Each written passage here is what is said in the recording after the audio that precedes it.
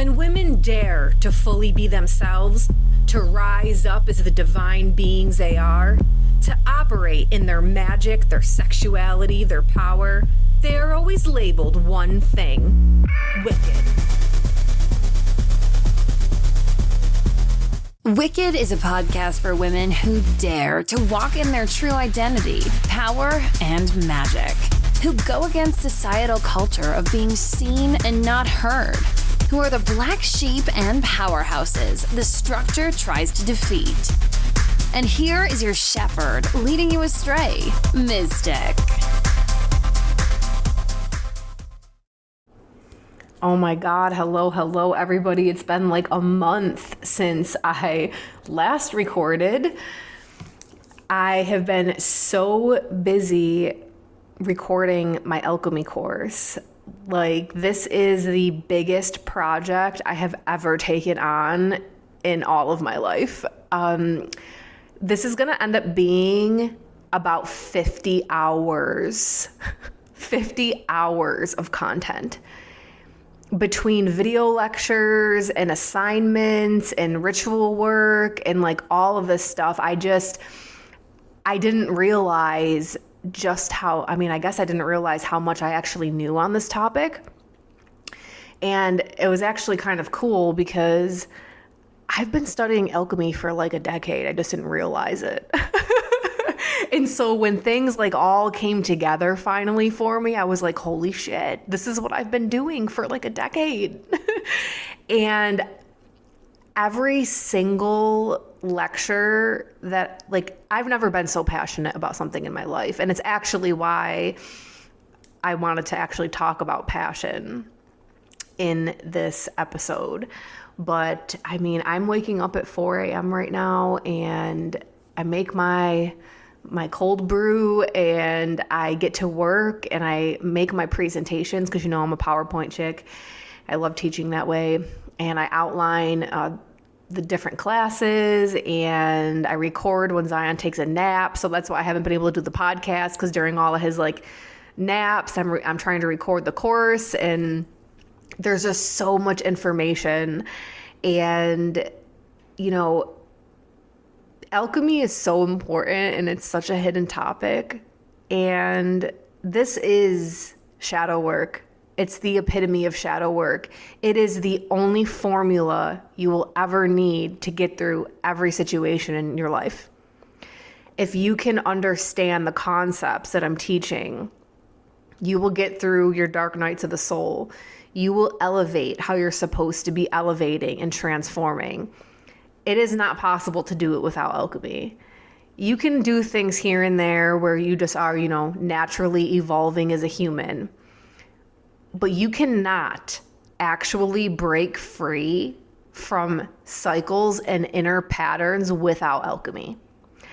And so as I've been able to connect everything I've been studying over the years and the different traditions and spiritual practices and everything that I've been studying since so I'm big in like Renaissance era astrology and ancient astrology and ancient texts and all these different things. They all are giving very similar messages, calling it different things. And if you don't have eyes to see, you won't be able to see the symbolism that they're saying and pulling from. I even get in depth in the Bible, because the reason the Bible makes no sense and contradicts itself and people are doing stupid shit over this book is because they don't know what they're reading. It's an alchemical text, but if you don't understand symbolism and what they're actually saying to actually read through like the pictures that they're trying to paint, you won't know what you're reading. And that's why biblical literalism is a Gentile heresy. That's actually the title of a book that I read about 9 years ago. That was a very good book. I forget who it's by, but you should check it out. So I'm recording this course. I'm getting it together. I think I already have like 10 or 15 hours recorded at this time of recording this podcast. So I'm like, oh, I really got to record an episode here. I miss doing this so much, but I'm very passionate about this podcast, but I'm also very passionate about getting this course together.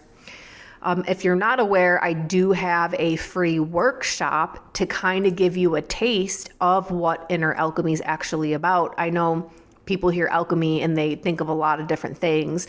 It's basically a course on how to get through shadow work and then how to use tools like the tarot or other teachings, other divination systems that are actually meant not just to predict the future, but how to understand the message being conveyed to you about what phase you're in your life and the things that are coming up, why they are there, so you can actually do the inner transformation.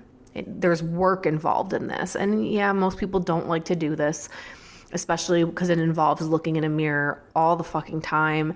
Not literally, but like figuratively having to take a good look at yourself and change things about you instead of trying to change everybody around you. So there's a be a link in the show notes, and you can get the free workshop there if you want, or if you want to dive in, I do have the course at an introductory price. It's going to stay at the intro price until I'm completely done recording the content. So I'm guessing it will be like end of September or probably end of October, maybe, depending on how much time I get. And then that's it. And it's going to go back up to full price. So I have it at an intro price just because I'm recording as I'm releasing this. So that's in the show notes. Do I have any other announcements? I don't think so. Shout out to Twyla, by the way, who is about to revamp my whole website and rebrand all of my content so it makes sense and everything is congruent. And is that the word? I think so. I'm so bad when it comes to aesthetics, and she is teaching me so much, and I am just so grateful for that. Shout out to Kavina, because she is working with me on a new logo, and I'm trying to figure out what the hell I even want, and it's coming along glorious. So shout out to two amazing women in my life right now, really doing some awesome things for me for my like rebrand and relaunch of my business here. So anyway, so let's get into this. I want to talk about passion. And the reason why this has actually been on my mind even before I started with this course, I knew at the last podcast recording that this is what I want to talk about this time. And it's because I feel like a lot of the readings I've been doing for people lately, it's a lot of, especially women, I do read for mostly women, they're searching for what they're really passionate about, or they feel like they've lost passion. And this is very common, okay, especially in our society. I'm going to hit this conversation from two angles, okay? The first angle is going to be the fact that our society purposely sets it up this way because you are too busy trying to figure out how to make a fucking living in an economy that's getting worse and worse. So who the hell has time for passion? So things that you love, you can't focus on, and a lot of times you lose yourself to your work and you become identified with your job. So there's not really much left over for passion. So say you work Monday through Friday and then the weekend comes. Okay, so you get 2 days off.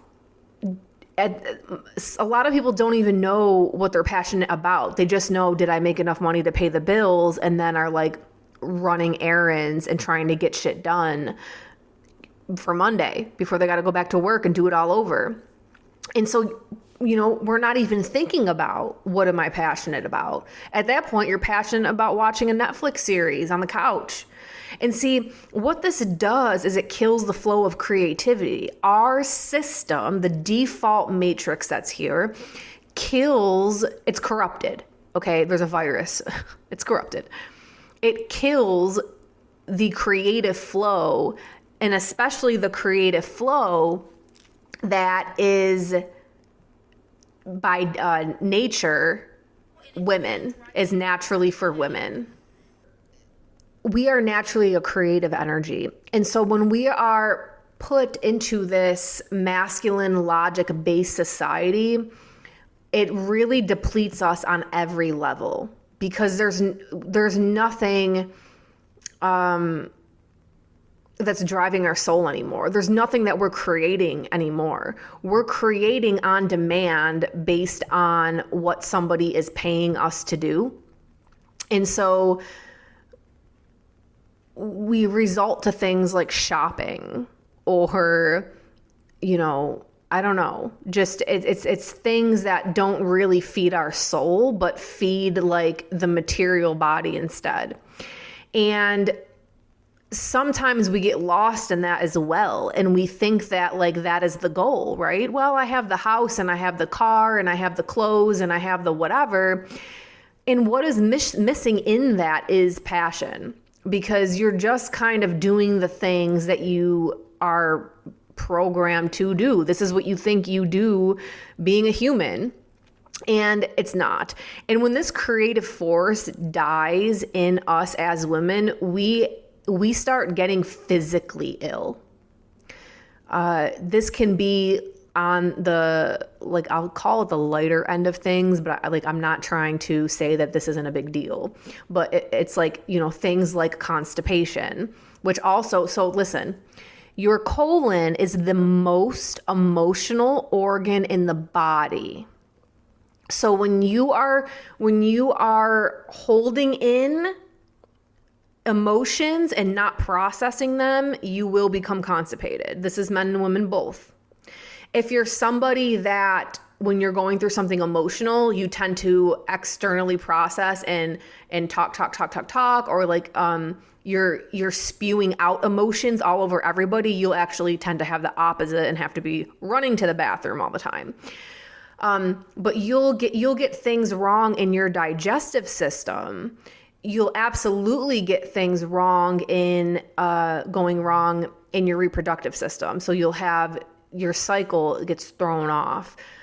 You have painful periods. See, you have to start looking at your body like whatever's going on emotional is showing up physically in the body so that you know. Because most people are not in tune, emotional, spiritual, and they're not tapped into that intuition yet to understand and get the cues and hear their inner spirit, their inner self say, hey, you need to do this. And also because we are so identified with our ego, okay? And I'm not saying this like a bad thing, but it can be, because the ego doesn't want to hear it. The ego doesn't want to process it. The ego doesn't want to accept things that's in our reality. And so what happens is we turn it off, or we're not tuned in the first place. And so it goes on for months and months and months. And then suddenly we end up with period problems, or we end up with constipation, or we end up with digestive issues. Digestive issues in itself, what is literally happening? What you're eating is not breaking down. So it's telling you what you're consuming on an emotional or spiritual level, it is not breaking down in your body. When food doesn't break down, you cannot be nourished. So the same thing is happening emotionally and spiritually. It's never a physical problem first, unless you you fall and break your arm. Everything starts emotional, spiritual, and has most likely been going on for a very, very long time.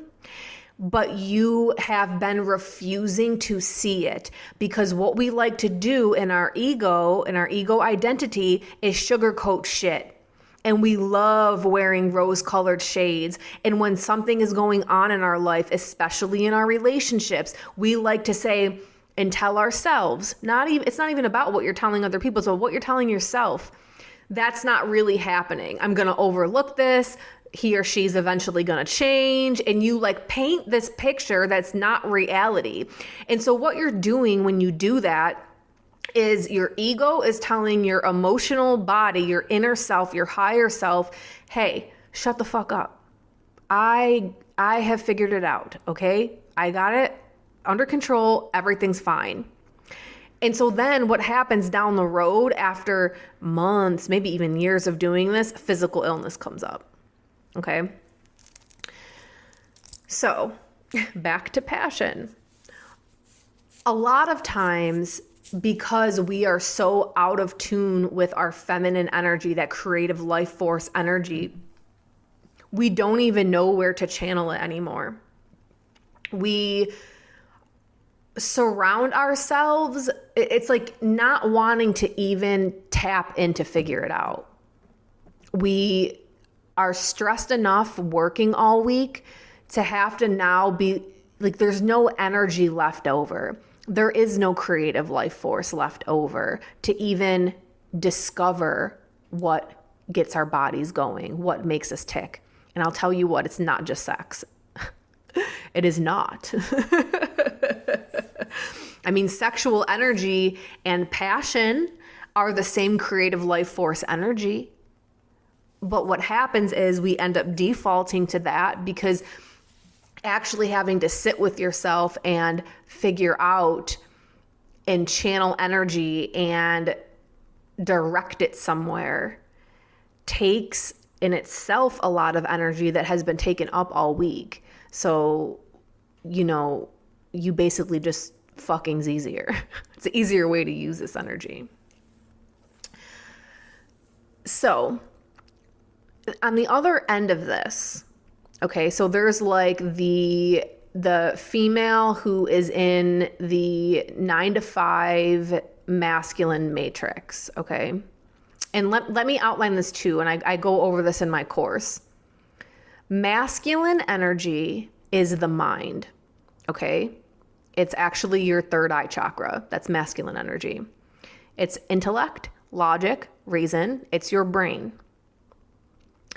The divine feminine life force energy is sexual energy. That's what it is. And enlightenment is uniting those two forces, like what they call in Tantra or Hinduism, the Shiva Shakti, or Christ consciousness, or whatever it is. There's all different paths. I get deeper into it in the course, but I'm not going to do that here.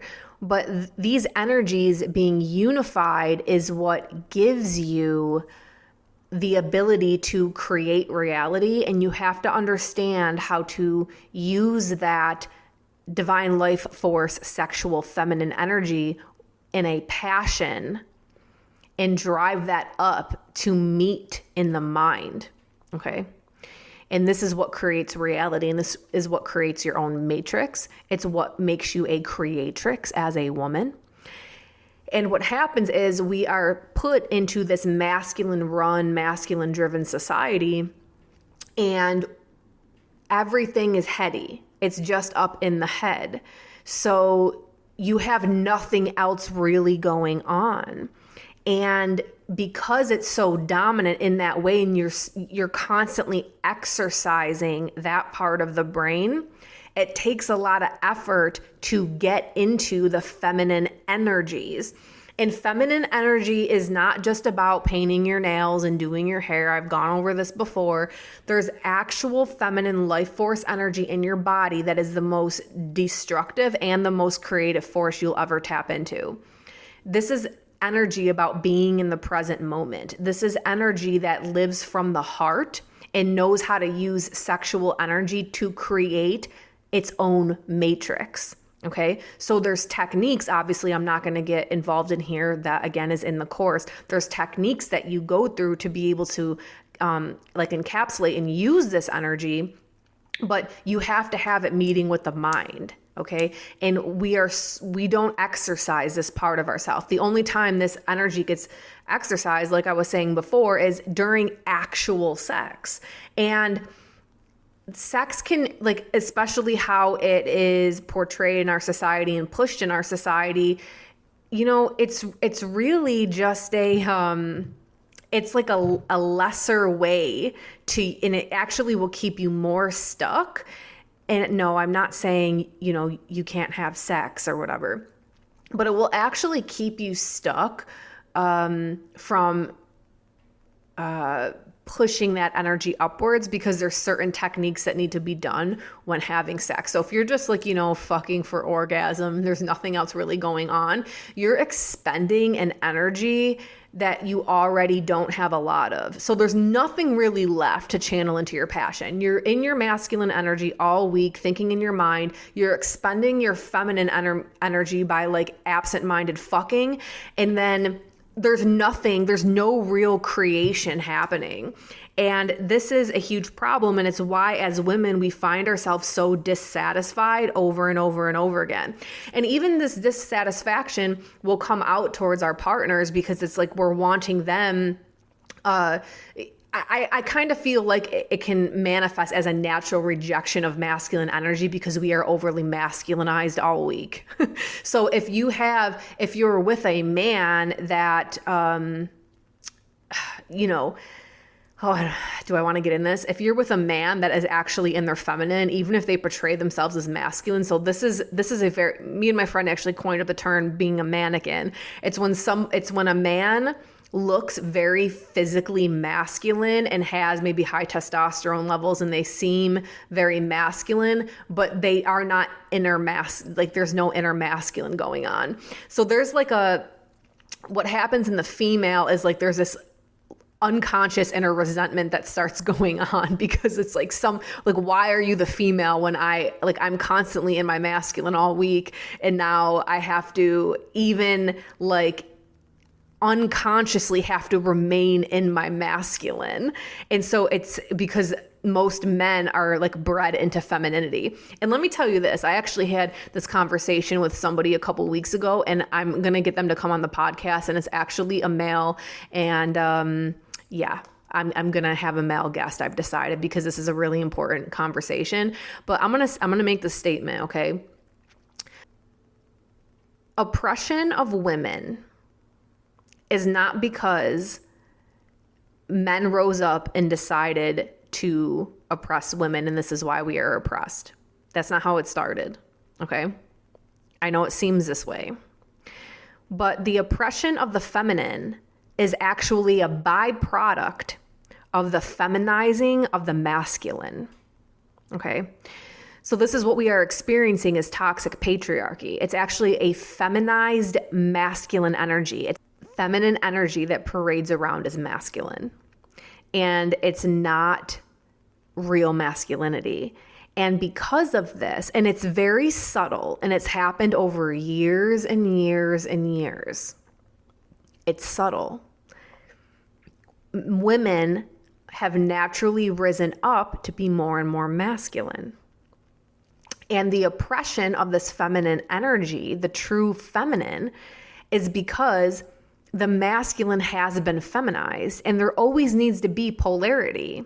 So by nature, the byproduct of this feminization is rising up of masculine in women.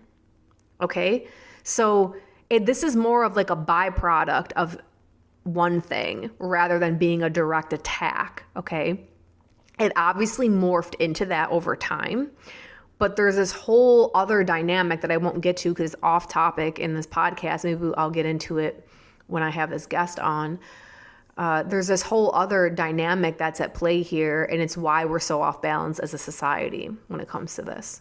So the other thing here is this is really going to be a topic for the mothers, for sure.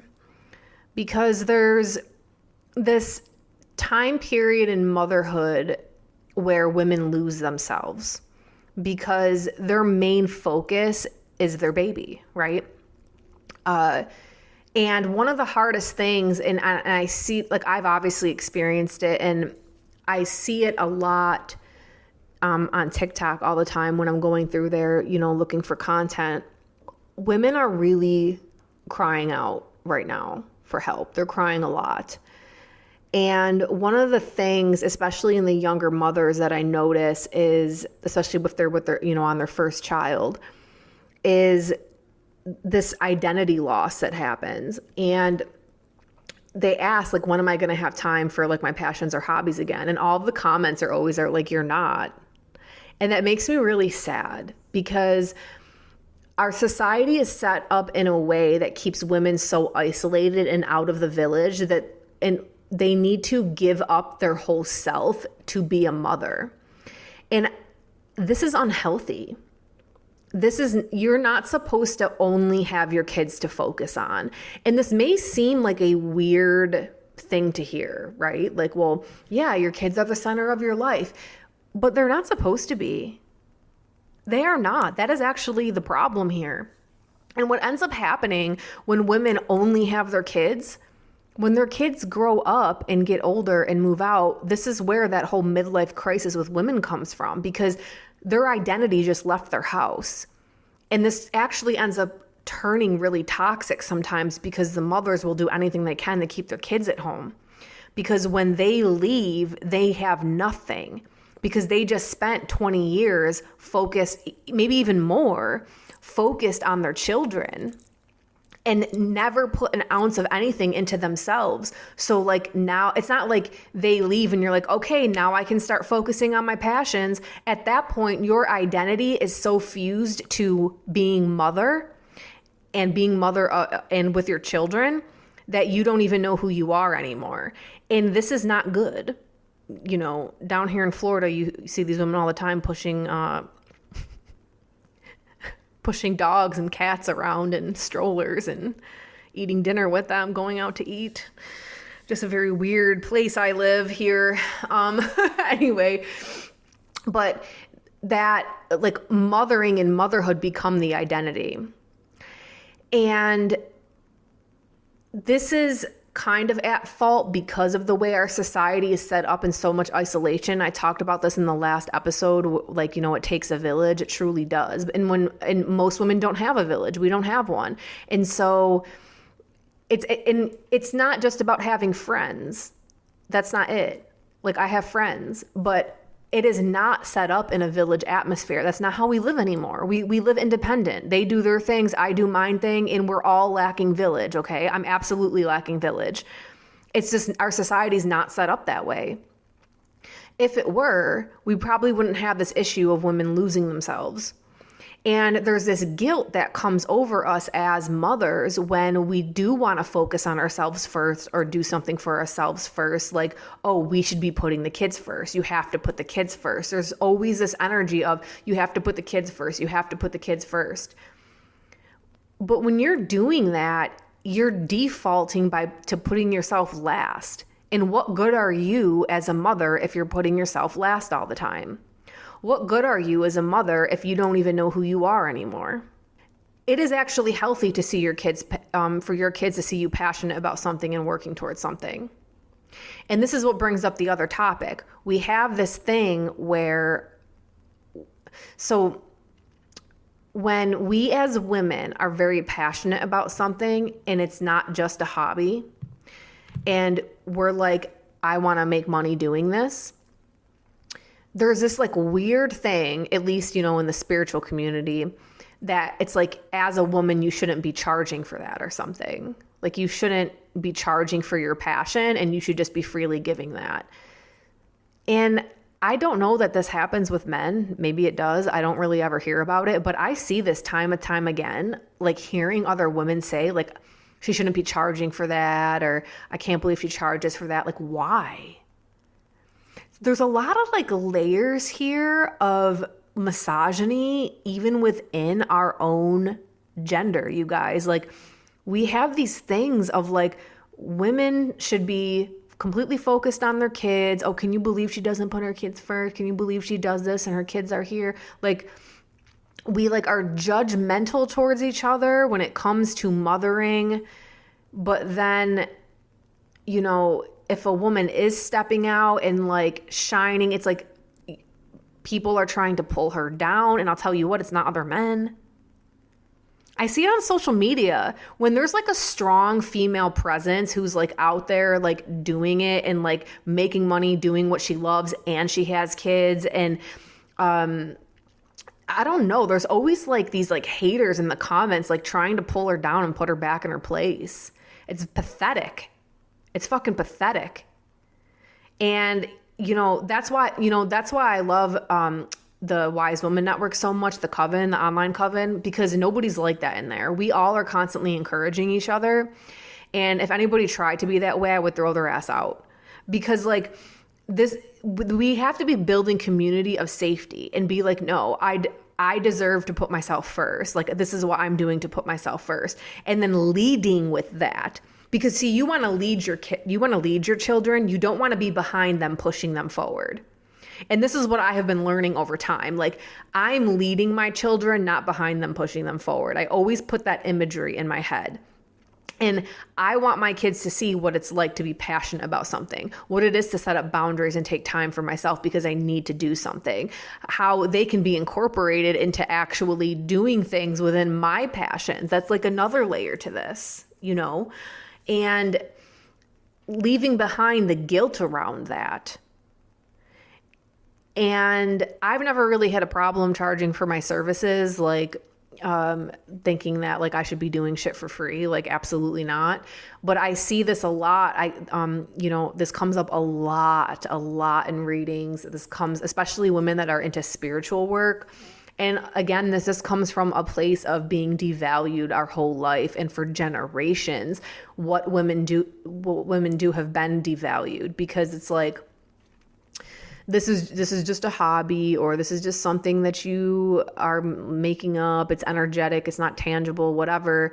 And so there's like this, you know, toxic masculine and like not good, like toxic masculine, you guys, I'm not saying like the actual masculine energy. It's like the bullshit fake, the mannequin energy, we'll call it from here forward. The mannequin energy is like, get back in your place. Like, you belong doing this. You do not belong being big. Your energy is too big. You need to stay small. You shouldn't be making X amount of money. And I noticed the women that are praised for making a lot of money generally are in some type of corporate masculine type position. Huge difference in the social media accounts. I see it on every single one: Instagram, Threads, TikTok. The women that are like on there promoting themselves and they're in some type of corporate type job versus like the mothers that are sharing their passion to make money. Oh my God. The mothers are always being torn up in the comments. And then the more corporate, even I gotta say, it's like the maidens, they definitely do not get it as hard as the mothers do. It's like something in that crossover where in the psyche of people, it's like, oh, you're a mom, you should be doing nothing else. It's so toxic and so unhealthy. And I'll tell you, with both my sons, that first year is always the hardest for me. And I'm not even a big fan of the baby phase. I knew that going into my second child. I was like, I'm good at like 18 months plus. I count down, like, I can't wait to get out of baby phase, because I already know I ain't got no community. You know what I mean? So it's like, I'm going to be 24/7 solely focused on another human without a minute to myself. And I'm going to lose myself and lose my identity and be rebirthed with this baby. Like, I remember, I think I've said this before, when I found out I was pregnant, I went to the gym that day and I took a picture of myself in the mirror and I looked at myself and I was like, this is it. Your life is over. Like, this is it. Everything's going to change from here going forward. Like, the hormones are going to kick in, your brain's going to change, and that's it. It's never going back. So whatever you are on the other side of this, it could be better, obviously. Like, I get better with my each child that I have, but it's a huge ass process. And so I always know there's going to be that phase, because it even it happened with Malachi. There's that 1 year phase postpartum where it's like, what do I even like anymore? I don't know, because all I know is breastfeeding and diapers. And it's like, all I can think about is the survival of this baby. And listen, you're biologically wired to do that. Your brain will not even fucking let you think about anything else but that baby so that the baby survives. It's set up that way biologically. This is why that whole thing, after 8 weeks, you're not postpartum, you need to go back to work. Fuck that. That is disturbing nature. Women should be home the first year of their baby's life. No problem. No fucking problem. Okay, if you're someone who works like 9 to 5 corporate clock in bullshit, because you're supposed to be just, your hormones are set up to make sure your brain can only think about the survival of that baby. And that's why, especially women who go back to work, their postpartum depression is so high, because that bond is broke and it's not supposed to break. And it's stressful on the baby too. It is not supposed to be away from the mother. And I'm sorry if this is your situation right now. I am sorry. It should know that it is hard because it's not supposed to be set up this way. And I'm not like putting you down in any way. It's shit in this fucking country that most women have to go through this. And we're brainwashed into thinking it's normal, and it's fucking not. And that is even the other thing. We're even guilted about that. When we want to be home with the baby, we're guilted about that. And then when we want to have passions and do shit for ourselves, we are made to feel guilty about that too. So what the fuck do you guys want from us? And this is just the control factor that is in toxic mannequinology. The toxic mannequin. Maybe that's what I should call this episode instead of finding passion. The toxic mannequin. Oh, no. I'll call, when I get my guest on here, we'll call that one toxic mannequinity. Anyway, sorry guys. I had to transform my rage into laughter there. It was going to get hot real quick. So anyway, but after that 1 year, when your hormones start to calm down and things like that, and your brain starts to restructure, there's this like period of confusion that women go through where it's like, well, like, what am I supposed to be doing then? Because your brain is literally just coming out of a rewiring so that you ensure the survival of another human. And then there's like this, well, who am I now? And then how do I even do anything? Because I'm still taking care of this baby and it's reliant on me. So there's a lot going on, and it can be a struggle, you know? And this is where it gets really, really important to start actually going back into some type of thing that you're interested in and passion. And I don't know, for me, it's like I had it, because obviously no time to read audiobooks. I had to get back into listening to audiobooks, even though like when my hormones change, I have no brain power. Like my brain, I'm sure you guys can relate to this, but that fucks me up real bad, because the most important thing for me is intelligence. It's my fucking intelligence, and I like to be advancing and learning and you know, drawing conclusions and concepts. Like, you have to see, when I'm creating this course, I have like 10 books out. I'm like connecting the dots between all different spiritual paths. Like everything is like this giant, like, I look like that meme of that guy that has like the red lines drawn between all the different things and the crazy hair. That's me every morning at 4 a.m. with my coffee and being like, oh my God, I got the secrets of the universe. When I'm not like that though, I don't feel like myself, because that's my passion. Like, spiritual knowledge is my passion. I live, sleep, eat, and breathe that shit, and I will until the day I fucking die. That's why I'm here. That's why I'm here, to live that passion, to walk that path, and then to bring it to other people. So when I can't do that, oh my God, that's truly what postpartum depression is for me. Fuck everything else. I don't even know if it's the goddamn hormones. It's the fact that I can't study and that I can't get things to link together in my brain anymore and like find these like radical developments, because my brain won't allow me to, because it needs to take care of the baby. And it's a huge part of myself that I give up when I have kids. And I know that. I knew that going into having Zion, you know, but it's like, that's why I kind of like, it's like this ticking, like, when is it gonna like flip? When am I gonna wake up that one morning and suddenly I have brain power again? But so like right around that 1 year mark, when things start freeing up a little bit, it's like, you know, I get the audiobooks out, I start listening to things again, and, you know, to try to like rekindle that passion again, because it is not, you guys, it is not healthy to get lost in motherhood and make that the main thing of your life. It is not. Like, you can love being a mother. I fucking love it. I love the transformation that happens. I like going through that darkness. There's nothing more powerful than birth. I mean, free birthing my baby and like knowing what I know and being in tune with my body like that is the most powerful shit on the planet. That first year, I fucking hate that first year.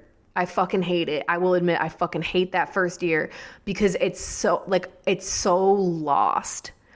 And I don't like feeling like I can't think and that I can't study, but it's like a sacrifice that I'm willing to make. It's sacrificing myself on a specific altar to create another human being. And I know that with each child you have, if you allow it to, will rebirth you as a new woman. And there could be a shift in passions, maybe not. But if you allow yourself to be rebirthed with your baby, you will turn into the woman that child needs. And you will also find out and discover more things about yourself that you didn't know. And while for me, going through those deaths and stuff, especially alone both times, was like, it's very difficult and it's a lot of shadow work, but like, this is the realm I live in. Like, in order, like, you know, again, the motto of my business, bring what's hidden into the light. Where the fuck you think I gotta go to get that light? Where is it? What is hidden? It's in the shadows. And part of my work here and part of my path in life as a dedicated spiritualist is to go deep into those shadows myself, to go into the fucking pits of hell where nobody else wants to go because people can't handle it. You guys, the depths of hell that I'm not trying to be like, oh, I'm so cool. The depths of hell that I have been through mentally through things, most people just skim the surface of that and run away. And this is all psychological that this stuff goes on because everything happens in the mind. Heaven and hell is a mental state. But the deeper you go into hell, the higher into heaven you can experience. That's all I have to say. If you can only skim the surface, you're only ever going to skim the surface of the bliss of heavens as well.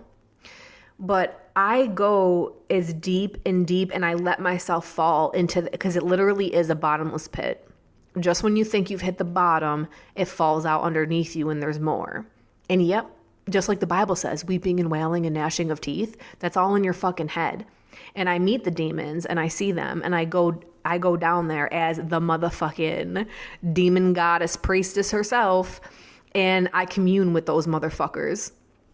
And then I come back to the surface with new knowledge and a new understanding and as a new fucking person. And then I bring that information to forward so that I can help other people that also, especially women that are in the depths of hells as well.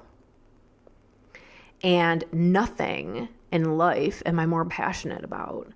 And it may feel a little bizarre, seem bizarre to some people, but it's like when I enter into those phases of depression or anxiety, I go full force. I run into that shit. I run deep into it because I know I'm coming out with a formula. I know I'm coming out with an elixir, whatever you want to call it in alchemy, to bring to other people to help them.